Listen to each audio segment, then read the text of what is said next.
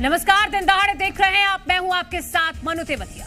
Lok Sabha speaker को लेकर NDA की कवायद फेल हो गई है। स्पीकर पद के लिए एनडीए और आईएनडीआईए ब्लॉक के बीच ओम बिरला के नाम पर सहमति नहीं बन पाई है। अब विपक्ष भी लोकसभा में स्पीकर पद के लिए अपना उम्मीदवार उतारेगा। विपक्ष ने स्पीकर पर समर्थन के लिए डेप्यूटी स्पीकर के पद की मांग की है। राहुल गांधी ने दावा करते हुए कहा है कि राजनाथ जी ने खड़गे जी को फोन किया था। स्पीकर पद के लिए कांग्रेस से समर्थन मांगा है। कांग्रेस ने स्पीकर के लिए ओम बिरला को समर्थन देने के लिए तैयार है, लेकिन बदले में डेप्यूटी स्पीकर का पद मिलना चाहिए। डेप्यूटी स्पीकर पद की मांग पर एनडीए आईएनडीआईए के बीच पेच फंस गया है। ऐसे में अब स्पीकर पद के लिए भी विपक्ष ओम बिरला के सामने उम्मीदवार उतारेगा। ऑपोजिशन ने क्लियरली कहा है, राजनाथ सिंह जी का खड़गे जी को फोन आया। राजनाथ सिंह जी ने खड़गे जी से कहा, देखिए आप हमारे स्पीकर को सपोर्ट कीजिए। ऑपोजिशन, पूरी ऑपोजिशन ने कहा है, हमने सब के सब से बात की है, पूरी ऑपोजिशन ने कहा है कि हम स्पीकर को सपोर्ट करेंगे, मगर कन्वेंशन ये है कि डेप्यूटी स्पीकर ऑपोजिशन को मिलना चाहिए। राजनाथ सिंह जी ने कल शाम कहा था कि वो खड़गे जी को कॉल रिटर्न करेंगे। अभी तक राजनाथ सिंह जी ने खड़गे जी का कॉल रिटर्न नहीं किया है।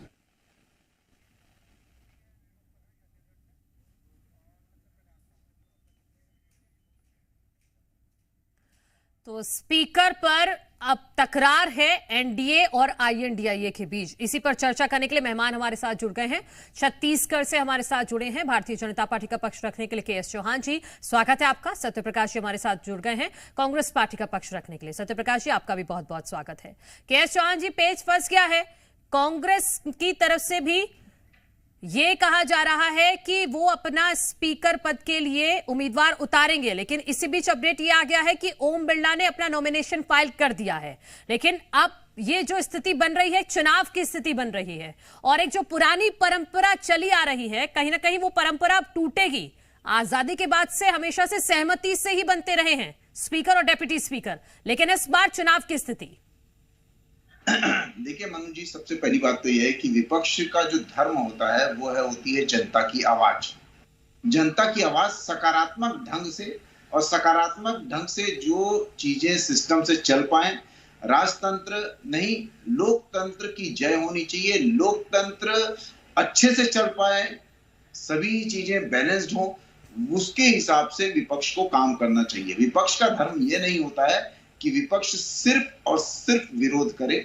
यहां पर जो राहुल गांधी हैं वो किस चीज से सहमत हुए हैं, मुझे आप एक चीज बता दीजिए। और इसी बीच एक बड़ी खबर आ रही है, मैं माफी के साथ आपको रोक रही हूं। के एस चौहान जी, ओम बिरला ने अपना नॉमिनेशन फाइल कर दिया है स्पीकर पद के लिए। ओम बिरला ने अपना नामांकन फाइल कर दिया है, तो ये इस वक्त की बड़ी खबर। और के सुरेश ने भी स्पीकर पद के लिए नामांकन भरा है, यानी कि चुनाव होंगे, ये तय हो गया है।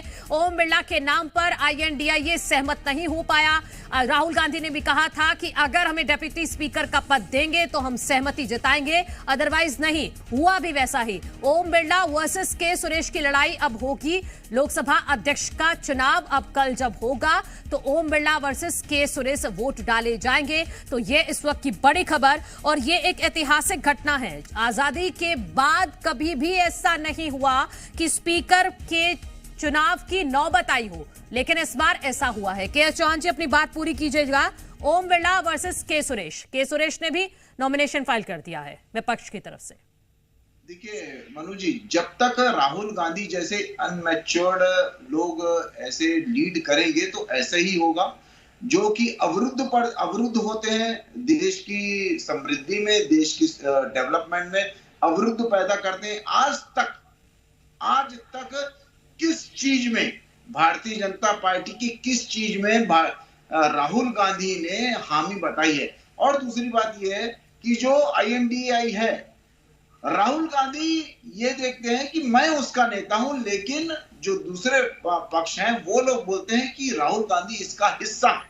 उनके अंदरूनी लड़ाई इतनी ज्यादा है कि वो एक विपक्ष की सकारात्मक भूमिका निभाने में अक्षम हो गए। और जो भी है, ये पहली बार ऐसा चुनाव हो रहा है, लेकिन जो भी होना है वो तो संविधान के हिसाब से ही होगा, संविधान के हिसाब से ही चुना जाएगा।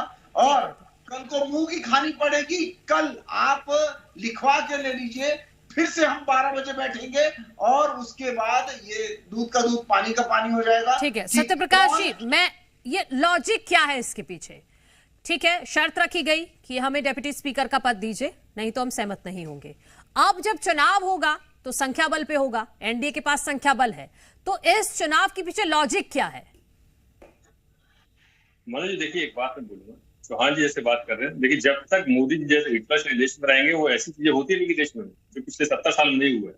भाई देश में 70 साल में मणिपुर और तमाम चीजें, जब मैं जाने जाऊंगा मगर आज मुद्दा दूसरा है। देखिए पहली बात मैं बोलूंगा, देखिए लोकसभा स्पीकर के लिए हम तो तैयार ही थे। भाई हमने एक शर्त रखी थी जो आज तक देश के इतिहास में चलता है कि डिप्टी स्पीकर का पद विपक्ष को दिया जाता है एक नैतिकता के आधार पर। मगर पिछली लोकसभा में आप देखिए, ये इनका अहंकार ऐसा था कि डिप्टी पद को नहीं दिया गया, किसी को नहीं दिया गया, वो खाली छोड़ दिया गया, तो इनका अहंकार था। और इस बार जब विपक्ष मजबूत होता है, ये इनको घुटने के बल पे झुकना पड़ा है।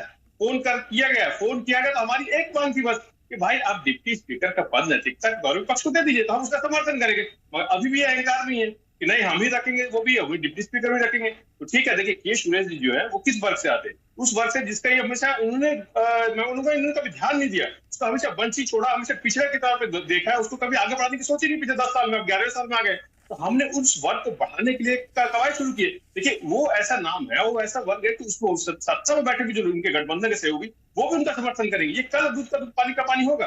मगर सबसे महत्वपूर्ण बात ये है कि ये मोदी सरकार, ये मोदी के जो कह लीजिए मंत्रिमंडल में बैठे लोग हैं या बीजेपी के लोग हैं, वो किस अहंकार में?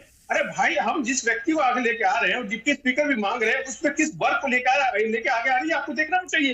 भाई उस वर्ग को उत्थान के लिए हम बात कर रहे हैं, उस वर्ग को आगे बढ़ाने की हम बात कर रहे हैं, मगर आपको उसमें भी दिक्कत हो रही है। आप अपने अहंकार के दम पे, आप अपने अहंकार में मत हो गए, इसलिए मध्य प्रदेश से हमारे साथ ब्रज गोपाल लोया जी भी जुड़े हैं भारतीय जनता पार्टी का पक्ष रखने के लिए।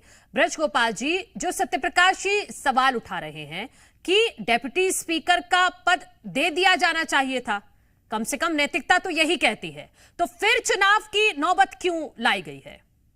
नहीं देखिए, पहले तो मैं आपको एक बात कहूं कि संविधान की दुहाई देने वाले और नैतिकता की दुहाई देने वाले लोग, आज इत्तेफाक है कि वो दिन है कि 25 जून 1975 की आधी रात को संविधान को सस्पेंड कर दिया गया था, और ये वही दिन है जब देश के लोगों के 10 मौलिक अधिकार भी छीन लिए गए थे। वो लोग आज इसकी चर्चा करते हैं, कांग्रेस के और खासतौर से राहुल गांधी जी की कांग्रेस में, जिनमें नैतिकता का पूर्ण रूप से अभाव है। अभी आप थोड़ी देर पहले देख रहे थे तो वो कह रहे थे कि हमारा समर्थन है, अब वो कह रहे हैं नहीं है। देखिए विश्वसनीयता नहीं है राहुल गांधी जी की, परिपक्वता नहीं है राहुल गांधी जी में, तो मुझे नहीं लगता है कि इस तरह की कोई स्थिति होती। परंतु आज देश एक इतिहास बनाता यदि ओम बिरला आज दोबारा से भारत की संसद के स्पीकर बनते, तो देश में एक इतिहास बनता कि कोई व्यक्ति जो राजस्थान में जन्मा, जिसने अपना कर्म क्षेत्र राजनीति को चुना और उस व्यक्ति ने 2 बार लगातार देश की संसद के स्पीकर का दायित्व संभाला। परंतु राहुल गांधी जी को और उनके जो लोग हैं उनको ये समझ में नहीं आता है, लोकतांत्रिक मूल्यों की दुहाई देने से काम नहीं चलता है, लोकतांत्रिक मूल्यों के साथ खड़े होने से काम चलेगा। यदि आप स्पीकर के चुनाव में सरकार के पक्ष का समर्थन करते तो सरकार उस पर विचार करती, परंतु राहुल गांधी जी आप जो गिव एंड टेक की पॉलिटिक्स चाहते हैं कि पहले मुझे ये दे दिया जाए फिर किसी को कुछ दिया, क्या पहले डिप्टी स्पीकर बनता फिर स्पीकर बनता? परंतु राहुल गांधी जी की जो अपरिपक्वता है वो कांग्रेस को तो नुकसान कर ही रही है, मगर देश के लोकतांत्रिक मूल्यों को भी नुकसान कर रही है, देश के संवैधानिक ढांचे को भी नुकसान कर रही है, और कहीं ना कहीं लोकतंत्र को डेंट करने का काम राहुल गांधी जी कर रहे हैं। सत्यप्रकाश जी, पहले तो चुनाव तो स्पीकर का होना है ना, कल डिप्टी स्पीकर का चुनाव तो अभी होना नहीं है। देखिए ब्रिज गोपाल जी वरिष्ठ नेता है, मैं उनको जानता हूँ, मगर देखिए बातें जो उन्होंने बहुत हल्की बात की कि बात करें डिप्टी के पहले होता, डिप्टी स्पीकर के पहले होता, फिर डिप्टी स्पीकर था। अरे भाई साहब, मैंने अभी भी बात की, हमारे नेता जो खड़के जी को आपके नेता ने फोन किया, उन्होंने सीधी सी बात की कि हम समर्थन देंगे, तो किस अहंकार में आप है? हम तो यही बात कर रहे हैं ना, राहुल गांधी जी की बात अभी प्रेस में बताइए कि फोन आया, हमने एक बात रखी है, तो उस पर किस अहंकार की बात कर रहे हैं? और देखिए नैतिकता की बात ही कर रहे हैं। अरे आप भविष्य बच्चों का भविष्य अंधकार में छोड़ दिए, शिक्षा मंत्री इस्तीफा नहीं देते, बड़ी बड़ी दुर्घटनाएं हो जाती है, रेल मंत्री इस्तीफा नहीं देते, महंगाई कहाँ चली जाती है, फिर से आप उसी व्यक्ति को वित्त मंत्री बना देते। तो नैतिकता की बात आप ना करो, ज्यादा बेहतर होगा। आपको एक झटका भी अभी भी देश की जनता ने आपको दिया है, अगले बार आपको जो झटका मिलेगा वो आप देश से बाहर जाने वाले। तो इसलिए मैं बोल नैतिकता की बात ये ना करो, ज्यादा बेहतर, देश की जनता भी देख रही है। नैतिकता ये कहता है, देखिए इन्होंने अभी इतिहास की बात की, जो बोल लीजिए इतिहास बनाए थे भाई साहब, इतिहास तो ये भी कह रहा है ना, वही तो हम बार बार बोल रहे हैं कि नैतिकता के आधार पर डिप्टी स्पीकर का पद विपक्ष को दिया जाता है। तो नैतिकता के आधार पर, इतिहास के आधार पर तो आपको वो काम करना चाहिए ना। और वैसे में हमारी पार्टी, मैं भी वही बात बोल रहा हूँ, जिस वर्ग की हम बात कर रहे हैं उससे आपको दिक्कत क्या है? कहीं ना कहीं ये दिखता है कि इनको नहीं चाहिए कि वो वर्ग आगे बढ़े, वो हमेशा दबा कुचला रहे और उसी के वो ऊपर दम पे ये वोट बैंक की राजनीति करते रहे। मगर हमारा विपक्ष है, हमारी कांग्रेस पार्टी हमेशा दबे कुचले वर्गों की आवाज उठाती है, उठाती रहेगी। और विपक्ष के नाते हमारा धर्म बनता है कि जो दबे कुचले लोग हैं उनकी आवाज उठाए, सत्ता तक वहां तक पहुंचाए। मगर सत्ता इतनी मदमस्त है अभी भी। देखिए अभी जबकि बैसाखी वाली सरकार है तब ये हालात है इनके। आप याद कीजिए जब इससे पहले 2019 में जो चुनाव हुआ उसमें डिप्टी स्पीकर पद नहीं दिया गया, उस समय भी अहंकार दिखाया गया। अभी जबकि बैसाखी की सरकार है इसलिए इनको झुकना पड़ा है, कम से कम देश की जनता ने इनको घुटने पे लाके खड़ा कर दिया है। इसलिए मैं बोल रहा हूँ कि विपक्ष की आवाज आपको सुननी पड़ेगी, नहीं तो हम लोग चुनाव कराएंगे। ठीक है, जवाब दे लीजिए। केदार सिरोही जी हमारे साथ जुड़ गए हैं कांग्रेस पार्टी का पक्ष रखने के लिए मध्य प्रदेश से। केदार जी आपका भी स्वागत है, लेकिन ब्रज जी पहले आप अपनी बात पूरी कर लीजिएगा। नहीं देखिए, मैं केवल दो चीजें याद दिलाना चाहता हूँ। एक तो ये याद दिलाना चाहता हूँ कि अभी 2018 में जब मध्य प्रदेश में स्पीकर और डिप्टी स्पीकर बनाना था, कांग्रेस के पास बहुमत नहीं था, मगर इन्होंने डिप्टी स्पीकर भी बनाया। एक बात और मैं कहता हूँ, जो अभी आप कह रहे थे कि गरीबों की आवाज, दलितों की आवाज, दबे लोगों की आवाज, मैं समझ नहीं पाता हूं। जो पार्टी 65 वर्षों तक सरकार में रही, उसके प्रवक्ताओं को आज भी ये कहना पड़ता है कि हम उन लोगों की आवाज उठा रहे हैं जिनकी 4 पीढ़ी इस देश पर शासन कर चुकी। जिन लोगों ने सन 72 में नारा दिया था कि हम गरीबी हटाएंगे, वो आज भी कह रहे हैं कि हम गरीबों का पक्ष रखेंगे।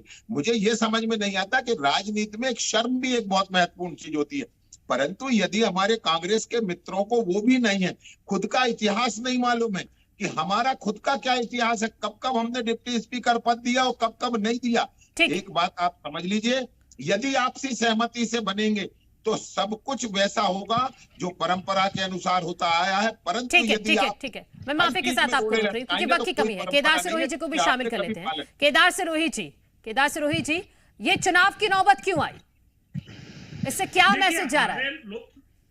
हमारे लोगों ने स्पष्ट कह दिया था कि देखिए, अगर हमारे को साथ में रहकर काम करना है, जिस तरीके से प्रधानमंत्री जी ने आह्वान किया था कि हमें देश को आगे बढ़ाने के लिए सकारात्मकता के साथ में, रचनात्मक एक साथ में सहयोगात्मक रूप से आगे चलना है और देश को आगे ले जाना है, हम लोगों ने उस बात पर सहमति व्यक्त की कि अगर आप चाहते हैं कि हम लोग सब एक साथ मिलकर आगे बढ़े, पूरे लोगों की बातों का समावेश हो, यहाँ पर किसानों की बातें रखी जाए, मजदूरों की बातें रखी जाए, छात्रों की बातें रखी जाए, महिलाओं की बातें रखी जाए, छोटे उद्योगपतियों की बातें रखी जाए और जो सरकारी कर्मचारी हैं, नौजवान, उनकी बातें रखी जाए। उनके प्रतिनिधित्व की बात करने के लिए जो परंपरा चली आई है, उस परंपरा का ही तो निर्वहन करने का बात हुआ है। अब उस पर भारतीय जनता पार्टी अपना एकाधिकार चाहती है, तो ये कैसे संभव हो सकता है? देखिए, वो सदन है, उसमें जगह देने से भारतीय जनता पार्टी को क्या तकलीफ हो रही? भारतीय जनता पार्टी एक तरफ कहती है हम न्याय की बात करते हैं, हम लोगों के विकास की बात करते हैं, हम देश और राष्ट्र के कल्याण की बात करते हैं, तो वहां बैठकर राष्ट्र के कल्याण की ही तो बात होनी है, लोगों की जो समस्या है उसके समाधान की बात होनी है। तो उसमें गुरेज क्यों रखा जा रहा है? समझ इस बात की नहीं आ पा रही है कि भारतीय जनता पार्टी दोहरा खेल क्यों खेल रही है। सवाल यहाँ पर आ रहा है। ठीक है, के.एस. चौहान जी, सवाल यही कि क्या स्पीकर और डिप्टी स्पीकर पर सहमति नहीं बन सकती थी? और विपक्ष ने भी एक संदेश दे दिया है कि सरकार को खुली छूट तो नहीं दी जाएगी।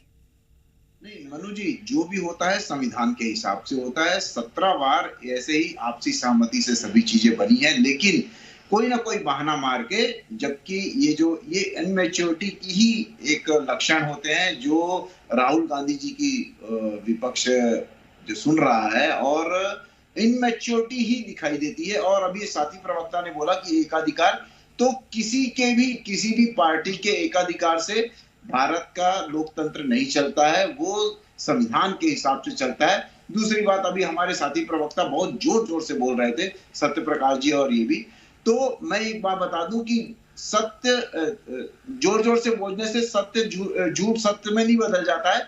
ये बौखलाहट दिखती है कि आपकी बौखलाहट है। दूसरी बात, जब 17 बार इस टाइप की चीजें हो चुकी हैं, उसमें अधिकतर कांग्रेस पार्टी ही थी, और अभी जबकि भारतीय जनता पार्टी है तो वही परंपरा चली आ रही थी। चौथी बात ये बोलना चाह रहा हूं कि ये अभी बोल रहे थे कि बैसाखी की सरकार, तो पिछले 40 सालों से कांग्रेस पार्टी ने जो आज 240 सीटें लाई है, भारतीय जनता पार्टी पिछली 40 सालों में, मैं एक बात बता देना चाहता हूं, जिसमें आप लोगों ने सरकार भी चलाई है, तो आप लोगों ने कभी भी 240 सीटें नहीं लाई हैं अपनी। दूसरी बात, आज 2014, 2019 और 2024 के तीनों सीटें मिला देंगे ना आप कांग्रेस की, तो भी 240 सीटें नहीं होती हैं। तो ये आपको समझ के चलना चाहिए। बैसाखी की एक जो आपने वर्ड यूज किया वो सरासर गलत था। क्या आप 40 साल से बैसाखी से भी बदतर हालत में चल रहे थे? ये आपको सोच लेना चाहिए। और जो भी होता है संविधान के हिसाब से होता है, कोई बहाना मार के, और मार्केटिंग नहीं हो रही है यहाँ पर। ये मच्छी बाजार नहीं है कि आप लोग बोलेंगे कि मेरा ये मोल भाव है, मेरा ये मोल भाव है। सभी चीजें आपसी सहमति से, जो परंपरागत तरीके से चलती आ रही है, नहीं होता है, संविधान के हिसाब से होगा। और संविधान के हिसाब से भी कल को इनको मुंह की खानी पड़ेगी। ये आप लिखवा के लेंगे। सत्य प्रकाश जी, क्योंकि नंबर गेम तो यही कहता है, नंबर गेम एनडीए के पक्ष में है। देखिए मनोज जी, वो तो कल सबके सामने आ जाएगा क्या है क्या नहीं है। देखिए के चौहान जी को याद दिला देता हूं मैं, 400 सीटें 403 सीटें जब हमारे राजीव गांधी जी की सरकार बनी, तब भी हमने विपक्ष के नेता दिया था। इन्होंने 2 बार 40 साल से कहां सीटें आई? 40 साल से 40 साल आपकी 200 सीटें भी आई क्या? आपकी 200 सीटें भी पार नहीं है 40 साल में। आप सीटें जोड़ लेंगे तो भी 240 सीटें नहीं होती। आप तो उसी आरक्षण को खत्म करने में लगे हुए, उसी संविधान को कुचलने में लगे हुए, उसी संविधान को बचाने की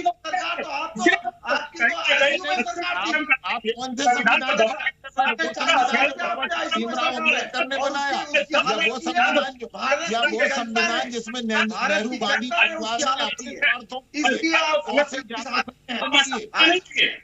के तहत जो होगा वो होना चाहिए। एक करके बोल लीजिए। मैं ब्रिज गोपाल जी आपके पास आऊंगी, सत्य प्रकाश जी की बात पूरी हो जाने दीजिए।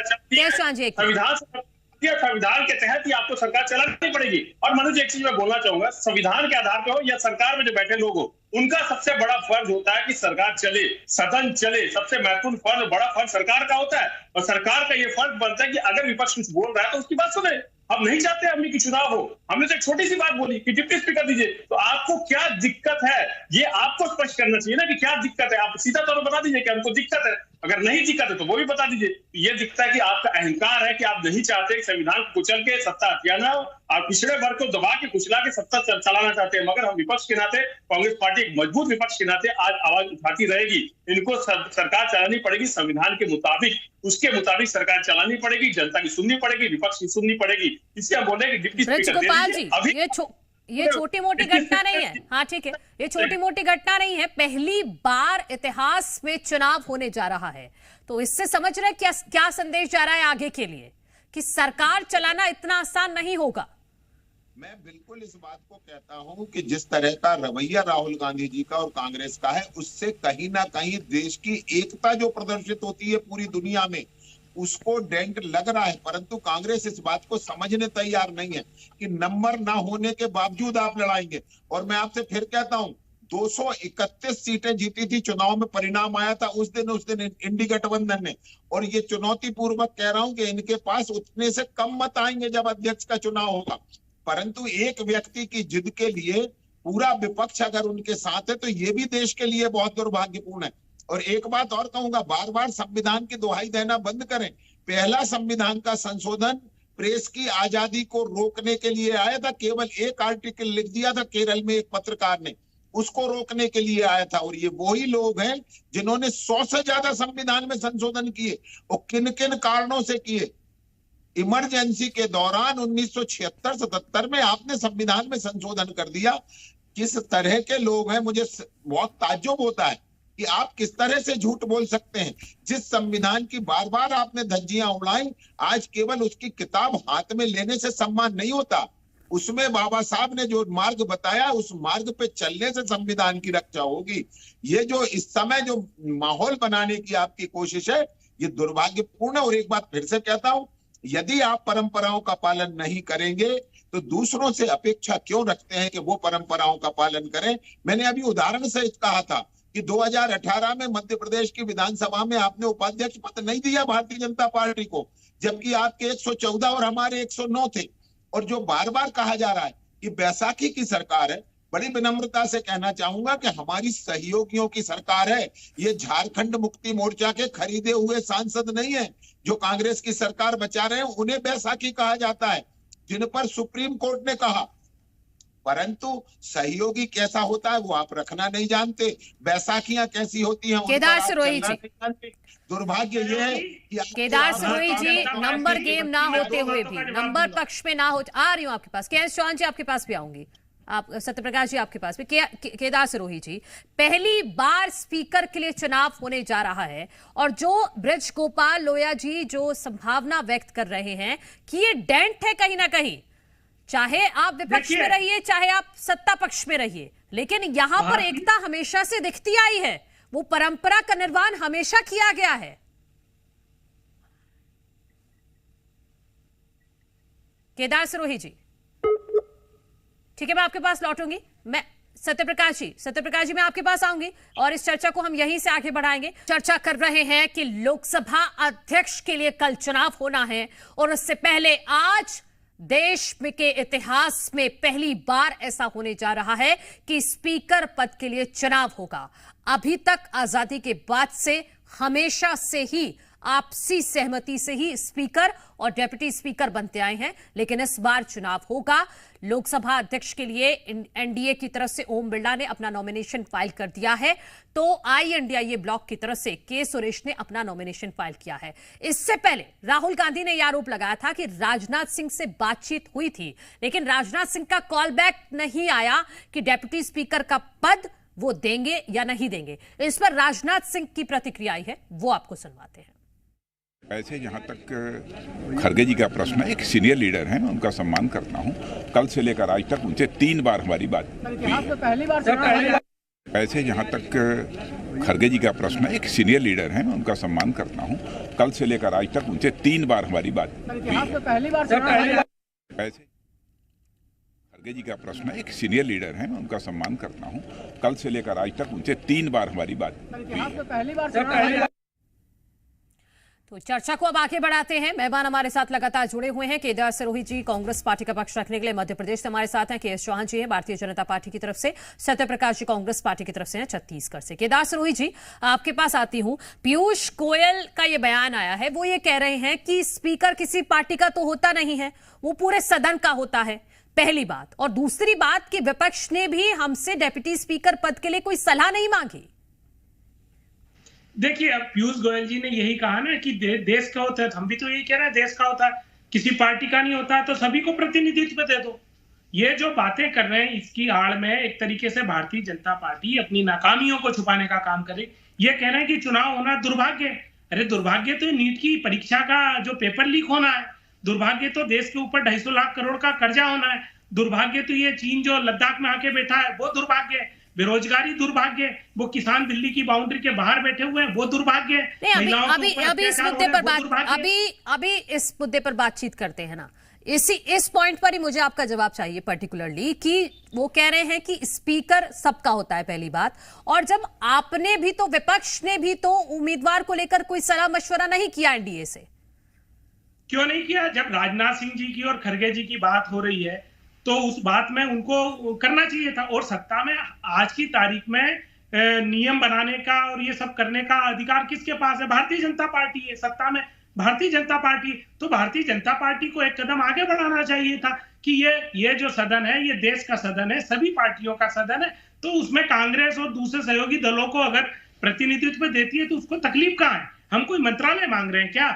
हम तो सदन की चर्चा का हिस्सा जहां पर होता है वहां डिप्टी पद का, और ये परंपरा चली आई, इस परंपरा को क्यों तोड़ा जा रहा? ये भारतीय जनता पार्टी को जवाब देना पड़ेगा। पूरा देश भारतीय जनता पार्टी की तरफ से क्या कोई नाम सुझाया गया था जिसमें एनडीए सहमत नहीं हुआ? बात ही करने को तैयार नहीं है। बातचीत होती राजनाथ सिंह तीन बार राजनाथ जी ने मल्लिकार्जुन खड़गे से बातचीत की है। अभी मैंने बाइट भी सुनाई है, आप चाहेंगे तो मैं दोबारा सुनवा दूंगी। 3 बार ना वो मैं भी सुन चुका हूँ। बात वही है, उनने अपनी तरफ की बात रख दी, जो बात का आंसर उनकी तरफ से आना चाहिए था वो आया ही नहीं। ना वो राजनाथ सिंह जी बता पाए। जो राहुल गांधी जी ने यही कहा है ना कि 3 बार हमारी उनकी तरफ से बातचीत हुई, जो हमने प्रस्ताव रखा उस प्रस्ताव पे उनकी तरफ से कोई बातचीत नहीं हुई। वो बातचीत करने का जो धर्म है वो मोदी जी का है, भारतीय जनता पार्टी का है, कि उनको आगे रह के इस चीज पर बात करके क्लियर करना चाहिए था देश को कि सदन सबका, सभी पार्टियों का इसमें समावेश रहेगा। के चौहान जी, चुनाव की नौबत आप ही की वजह से आई है क्योंकि बातचीत नहीं की गई सही तरीके से। देखिए मनु जी, इनकी नीयत ही नहीं थी कि परंपरागत से और आपसी मशवरे से, आपसी सलाह से जैसे पहले स्पीकर अपॉइंट होते थे वैसे हो जाए। इनकी नीयत ही नहीं थी। मेन कारण ये है, इनको विरोध करना था, अपना नाम ऊंचा करना है, और भले ही अपनी अभी जो परंपरा की दुहाई दे रहे थे हमारे साथी प्रवक्ता, तो पहले तो आपको देखना चाहिए कि परंपरा कैसे निर्वहन करते हैं, उसका निर्वहन कैसे हुआ है। जैसे भारतीय जनता पार्टी भी विपक्ष में रही है और उसको परंपरा का निर्वहन करते आई है। कई बार आप लोग, अधिकतर 65 वर्ष तो आप ही लोग रहे हैं सत्ता में, लेकिन भारतीय जनता पार्टी ने ऐसा नहीं किया है। लेकिन उसके बावजूद इनकी नीयत, एक्चुअल में नीयत जो थी वो ये थी ही नहीं कि हम इनकी सहमति से स्पीकर को लॉन्च करें, स्पीकर को आने दें। तो इसमें भी कहीं कोई दिक्कत नहीं है, क्योंकि सभी चीजें, नियम, कायदा, कानून जो है वो संविधान के हिसाब से ही चलना है। और जैसे कि हमारे साथी प्रवक्ता ने पहले भी बोला कि जो दुहाई देते हैं संविधान के बचाने की, संविधान को बचाने की, लाल डायरी लेके जो फिरते रहते हैं, एक तो पहले ये देखना चाहिए कि लाल डायरी छपी कहां से और कहां से हुई है। दूसरी बात ये है कि ये जो लाल डायरी की दुहाई देते रहते हैं, वो बोलते हैं कि जो 100 से ज्यादा संविधान बदल चुके हैं, जो 75 में उन धज्जियां उड़ा के रख दी थी संविधान की, और उस संविधान के बीच में इंदिरा गांधी जी ने कई संविधान के जो आर्टिकल थे वो बदल दिए थे। ऐसे तो ये है, और उसके बाद बोलते दुहाई देते हैं। दूसरी बात, आज सबसे मेन बात ये है कि विपक्ष का जो धर्म है सकारात्मक पॉलिटिक्स का, वो नहीं निभा रहा है। राजनीति इन लोग के लिए राज करने की नीति जरूर है, लेकिन राज्य के लिए नीति नहीं है, देश के लिए नीति नहीं है। ये बेसिक फर्क है विपक्ष का आज की डेट में, जो कि अभी सामने साथी पर वक्ता बोल रहे थे कि 231 इनको INDA को मिली है सीटें। तो ये पक्का है ये कि 231 सीटें, 231 वोट या उनके कैंडिडेट को नहीं मिलेगी, ये पक्का है। लिखवा के लीजिए, मैं आपके प्रतिष्ठित चैनल पे ये दावे के साथ बोलता हूं। सत्यप्रकाश जी, ये तो शर्त वाली पॉलिटिक्स क्यों? सत्यप्रकाश जी से मेरा सवाल है। के चौहान जी, सत्यप्रकाश जी से सवाल है, ये कौन कर रहा है? के चौहान जी, सत्यप्रकाश जी से ही सवाल ले रही हूं मैं, ये शर्त वाली पॉलिटिक्स क्यों?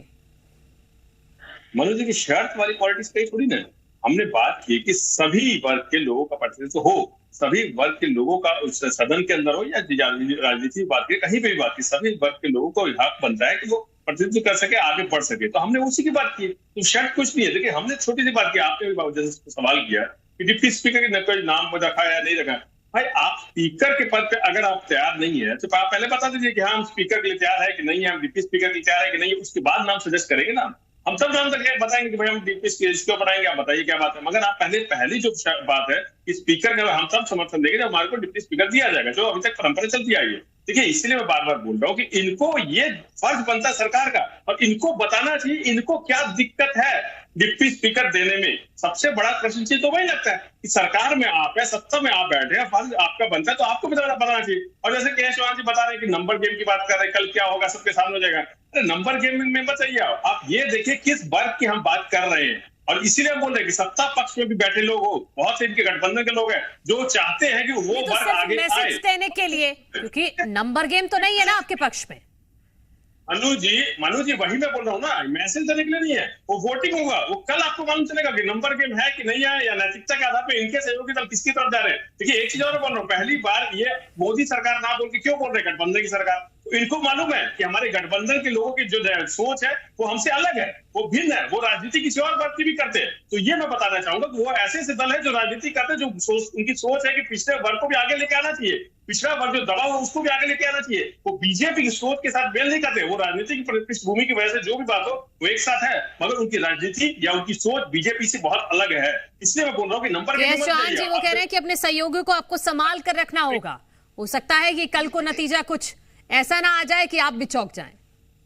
देखिए जो ये अभी बोल रहे थे कि पिछड़े वर्ग को या सभी वर्ग को हमारे को देखना चाहिए, तो उस समय कहाँ चले गए थे जब राष्ट्रपति का चुनाव हो रहा था और एक आदिवासी महिला राष्ट्रपति के कैंडिडेट थी, उसके अगेंस्ट में आपने दूसरा कैंडिडेट खड़ा कर दिया। उस समय आप कहाँ थे?